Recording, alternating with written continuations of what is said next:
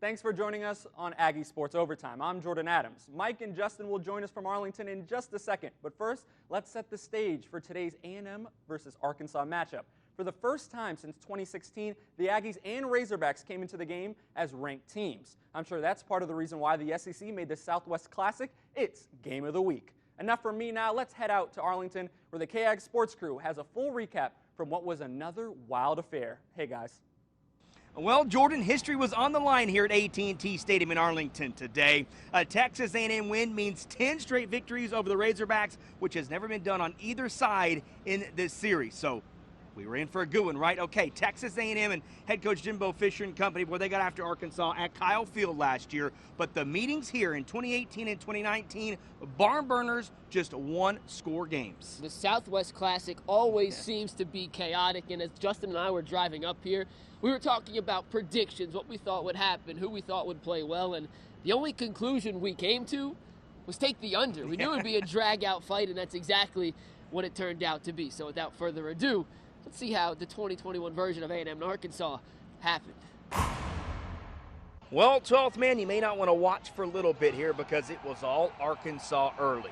Aggies' first drive of the game, you're like, okay, Justin, what are you talking about? Because this is good. It is. Isaiah Spiller breaks a 10-yard run to the outside, but Mike, that's all they got on that drive. The drive would stall. The Aggies would punt a constant of the first half for A&M.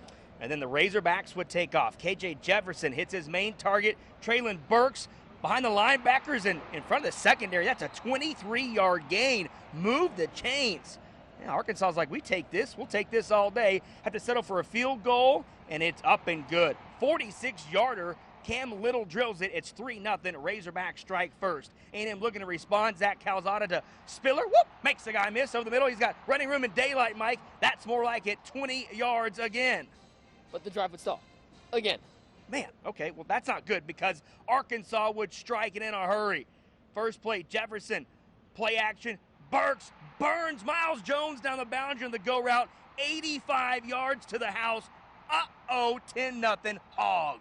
Miles Jones, questionable coming into the game, got in on that play, and doesn't look like the foot is fully healthy because he got burned by Traylon Burks. Wow. Second quarter, more of the bad guys. Jefferson claps, wants the ball. A.J. Green wheel right out of the backfield, and the Aggies get burned, spinning, winning, terrible tackling. It all adds up to 48 yards, reservations for 6, 17-0. What in the heck is going on? The Aggies hadn't allowed a single passing touchdown through the first 3 games. They allowed 2 in the first half tonight. Unbelievable. Aggies got to get something going now. Calzada looking. Got to get rid of the ball, number 10. Ran out of time. Trey Williams there with the sack lunch. Nothing doing for A&M. Back to Arkansas. It's Jimbo Fisher's like, man, our offense is not good right now. Jefferson to Burks. One-handed grab. Are you kidding me? And Mike, you shot the heck out of that. The look mile one hand. Burks might have been the best offensive player on the field today for either team. Number 16 making plays. And look at Reveille. She's like, how did he catch that? Hey, this is 4th and 1 here after that Burks catch, and then the Aggies rise to the occasion. Hansford says, not today. That was a huge stop, so it stays 17-0. But it won't matter if the Aggies can't get something cooking. Calzada, little slip screen over the middle to Devon A-Chain, taking some would-be tacklers with him for a 14-yard gain. Move the chains, but we haven't said that a lot in the first half. Then Calzada trying to build off that momentum. Going to finally hit Anaya Smith for the first time all game. Over the middle, nice grab, 12 yards, we got something going. He planted his feet with conviction, fired a rocket. That's something we didn't see often from Calzada. When he did, the Aggie offense looked competent. Okay, got to settle for 3. Seth Small, 49 yards. Ice water in his veins, so 17-3, at least a little momentum heading into the break. The 2 kickers in this game have last names of Small and Little. Go figure. They came up big, though. Came up big today. All right, third quarter, Arkansas ball first. Jefferson trying to outrun everybody. Hansford pushes him out of bounds.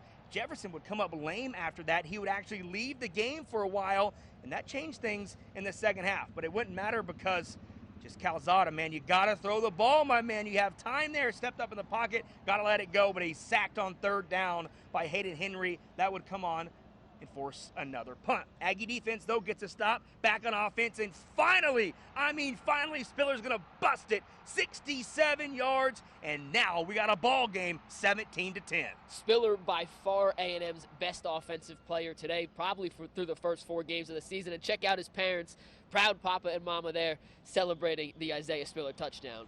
Defense needs to get a stop now. Malik Hornsby in at QB, and it's Hansford again. Terrible tackle earlier on Green, but these highlights show you, number one, made up for that in a big, big way the rest of the day. Okay, looking okay now is Calzada. Is that Devon Demas? Second game in a row with a catch for Demas, the 5-star freshman, now redshirt freshman, finally making an impact for the Maroon and White. So that was positive, but here's negative. Calzada looking, thinks he's got somewhere to go. No, trips over Kenyon Green and gets sacked on the play. That would kill the drive.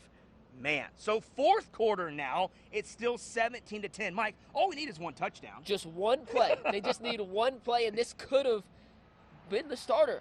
It was his best throw of the day, an out route to Anais Smith, who made a great catch, sub-zero, injured going into this, played through the pain. That was a great play, but after that, Justin, they just couldn't turn it into momentum. No, Calzada throws it off of a Bryce Foster helmet. Monteric Brown diving interception. This play held up, and that was big because, you know what, Arkansas is in plus territory, and boy, they would take advantage of it. Dominic Johnson up the middle of the Red Sea parts. That's a 16-yard gain, and all of a sudden, Arkansas is in field goal range, and Mike, you just had a feeling if this was good, it was game over, and it was. 24 yards, 20-10. Arkansas can celebrate. A&M, for the first time in 358 days, drops a game. They lose their first Southwest Classic since joining the SEC as Arkansas takes down A&M 20-10. Not good at all. Offensive performance, got to be better. Here's head coach Jimbo Fish and the players on the tough loss. We self-inflicted ourselves in a lot of things, and what we did, we didn't play good, and that phase, and didn't play together in the second half. Well, we could have fed off each other and won that field position battle, shortened the field, got some more points in what we did, and we have to play better. We have to do a better job in that regard, and their punter did a really nice job. Our guy, it seemed like he hit it pretty decent too, and Chain did get one kickoff return that was nice, and Nice didn't get a chance on any of theirs. They kept him up higher, kicked him out of bounds, and did a nice job, and but, you know, it's a lot. We have to get better. We have to get more fit. You know, we have to get guys playing more consistency, and that's coaching. Listen, at the end of the day, you're coaching them. We have to be responsible for it. We got to make sure we coach better, put them in better position to make plays, try to do the things, figure out what they can and cannot do, and get them to do it. And we're all in it together and got to play better, got to coach better, and they did a better job of that today for sure. I don't want to stick my foot in my mouth, though, but I think we got to get more surge. We had another. Jameer got hurt. We had to move around again and make some adjustments today. We're getting banged up there, but we got to get more surge and try to find some more time. But I'll look at how we can scheme it or do it or see if what I saw in the game was, till I look at the film, I don't want to say anything. I mean, there was guys that were open. We could have made some plays. We dropped some balls. He missed some reads. I'm sure they covered us sometimes too, and they pressured us. They did a good job of getting some pressure and making the ball get out and not giving guys time to get open on certain routes, because the thing about it, we got some penalties, so we had some third and longs. So when you're third and long, you know, it takes time to get down there and get open down the field, and they're pressuring some of the things they did there.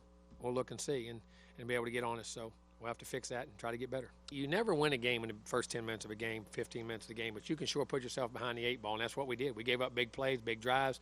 They hit some third. I mean, just made plays early in the game, and we didn't get guys down. We were out of gaps, you know, didn't tackle. I didn't think we tackled well. We didn't tackle in space very well, especially the first half of that game. We were very poor in our tackling, in my opinion. It looked like, again, I'll watch the film and see, but, you know, it puts you behind the 8 ball, and you got some young guys, put some pressure on some young offensive guys, and, you know, we didn't do a good enough job coaching them to help them get through it. It's a learning curve. I feel like we got to learn from it, keep moving forward. We can't ponder on it too long. Arkansas did a great job today, played better than us, so you just got to come out on Monday and, you know, be more focused. And we learned today that practice matters. You know, all the little things is a thing. Everything that we do matters. Every step we take, every thought we think during the game, it matters. So I think that's what we learned today, and I feel like we're going to take that forward, and I'm going to enforce it as a leader on this team. We need to grow up and real fast if we want to do what we want to do still. I would just say, you know, it's just one of those days. You know, you always win, you lose. Just got to be able to fight through it and come back together. I definitely say this will be a wake-up call for those guys just to get after it and to come back with a different mentality next week. Getting after it is going to be something that we need to do, and you know, it's going to be very important just for our confidence and for those young guys to get back in there and, you know, build their confidence again.